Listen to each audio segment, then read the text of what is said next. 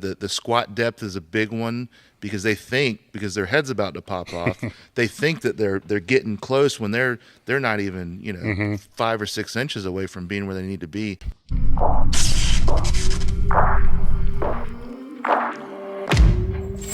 You've worked with a lot of raw lifters and geared lifters as well. What do you see the biggest challenge of taking the raw lifter into geared lifting is? Because you're adding a huge variable. So do you have to decrease the training of the raw work, or do you just throw it on top? How do you kind of work through that? So I basically started over with the new crew last year, and some were inexperienced but strong, and then others had some experience. So I basically let the guys lift as they did. I got them in knee wraps first, and then got them wrapping early instead of waiting, so much longer into their sets to get used to it, And so instead of throwing them on at 500 and then working up to 535 that day, we threw them on at 365 and got a few sets in before that. And then I introduced them to briefs after that once they got the knee wraps down. But it's difficult. I think the hardest thing is getting them to understand how much work goes into equipped lifting, because they see me throw on the briefs and I'm just smashing weight. I add the belt and I'm doing even more. I add the suit, I'm doing even more, and it's smooth and it's easy. And they think that they don't understand how much goes into making it that smooth. Meanwhile, their knees are pointing straight in. They don't understand how to sit back and open up a bit, be patient. The squat depth is a big one because they think, because their head's about to pop off, they think that they're getting close when they're not even 5 or 6 inches away from being where they need to be. So that's the whole paradigm shift for them mentally. That's kind of difficult. Now, people that have been around it for a long time and have seen it, they're not so difficult to transition into gear. But people that kind of only seen it on TV or YouTube or from a distance, they really have no idea how much work goes into it. And generally that comes out when I have them breaking a bench shirt for me. They've never worn a bench shirt before. And that might be a 400-pound bencher, and then I put 365 on there with the shirt, and they're all over the place with it. They can't even turn it back around to lock it out. And so we have to start over and say, hey, I think you may have been a little bit, you may have taken this a little too lightly, being that you can bench 400, it's only 365. It's not a magical shirt. You still got to stay tight. You've got to drive your legs. You still got to push the weight up. It isn't just going to lift the weight for you. From a volume standpoint, definitely scaled back their volume overall. If they're going from raw to equipped,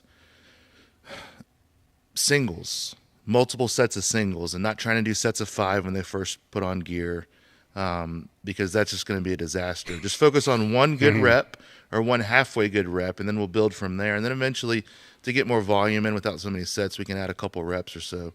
But focus on the reps and the raw volume for your assistance work. So if someone wanted to convert into briefs, I would put them in the briefs early.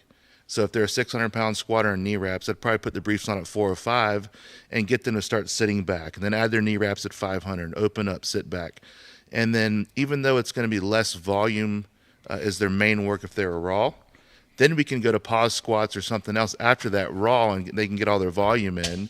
And that way they're still building their raw lifts too. Maybe they're training for a raw meet currently, but they want to overload some in the briefs or the bench shirt. So it really just depends, but the conversion is difficult. It's hard to get someone, and a lot of it's just mentally, because they don't understand how much work goes into it.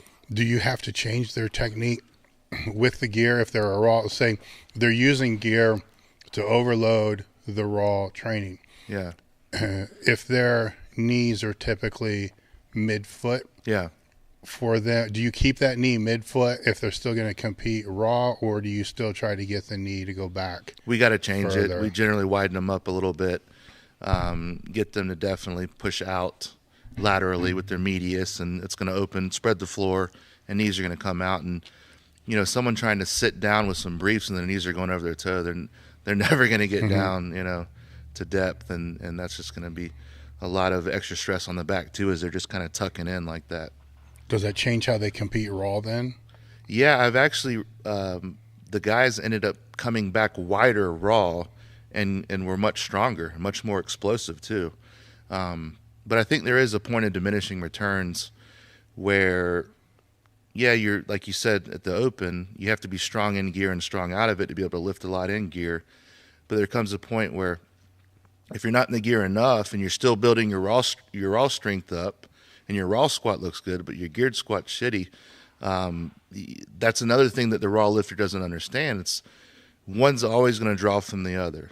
You know, neither one is going to go forward indefinitely. And I think that's hard because if a person has a raw background, they really care about those raw numbers. Now, if they, start working up and things don't feel quite as light as they did before when they're lifting raw, they'll get discouraged and maybe want to do an extra couple training sessions sometimes. And start to panic a little bit. It's the same with someone who's been focusing a lot with knee wraps on, then they go naked knee and they don't feel quite as explosive, they don't feel as stable. So that's a huge balancing act with keeping them interested, keeping them strong raw, but also getting them enough time under the bar in the gear. I don't know what the hell I'm doing, to be honest with you. That's what it comes down to. With all this stuff, it's like, I don't know. I'd have to see this person. What have they done? What is their form like? And it's been a weird last few years, man, because you get to a point where you believe your own hype, you believe your own shit. And then sometimes you realize, you sit back, and if you're actually humble and honest with yourself, you realize that, man, there's so much that I just don't know. It's like, I have an idea of how we'd attack that, but I'd have to see. An example would be, it's not to throw him under the bus, but when Dondale Blue came back, his squat was ridiculous, super strong, over 800 pounds again, benching mid-fives again, but his deadlift, after not competing 10 years, it was just not there. It literally was just not there. And he was getting outpulled by people in the gym that had just started powerlifting, and he was getting frustrated. And I had ideas for him. It was a confidence thing because he'd come in, and when he'd snap it up, he had to get fired up. But the deadlift is hard to do in the gym a lot of the time because it's a very much a mental lift. So if you're not feeling it that day, I remember Gary Frank telling me, some days he goes in the gym, he warms up to 750, he isn't feeling it, he'll go home, and then he pulls 925 or 930 at the meet because he just knows he can do it. It's like some of those guys in warming up. Tony Conyers never warmed up on the deadlift. He would pull 315 once and go out and pull 700 at 148 or 165. It's a big mental lift. You don't have to feel the weight to be able to pull it. But it just wasn't there. So I literally, for Blue, I had no clue. In all my experience and all my so-called expertise, I had no freaking clue on what to do. Now, we started sorting through it, and then he got hurt, which was unfortunate. But, man, if someone tells you they have the perfect formula to convert someone into gear or get their raw lifts high or their equip lifts high or the perfect diet or the perfect, supplement protocol, they're full of shit. I think the answer is, I think you actually kind of laid the answer out a little bit over the last 5 minutes when you were talking. If you can figure out, what their North Star is based upon their confidence. Because you said the same thing with the raw. Sometimes you gotta do things that may not absolutely make sense. Yep. But if it restores their confidence, you have to do it because that's what keeps them moving forward. And even if it goes against what you think's right, and it very well may be. And it may actually not be the best thing for them to do either. Yep. But without that confidence, it's not going to matter because they don't believe what they're doing is working. So if you can figure out where that person feels the most secure and confident, keep pushing them, that way. And let's say it takes a training program, a protocol, or that's not what you think's right. If you're there to help them, then it is right. Yep. Because to not help them is wrong. And you can learn, based upon what they're doing. And usually they'll, over time, end up doing what you think they should do anyhow. It's just they're not going to get there the same path that you've seen happen hundreds of times for whatever reason. And who knows, what the hell the reason why they don't is.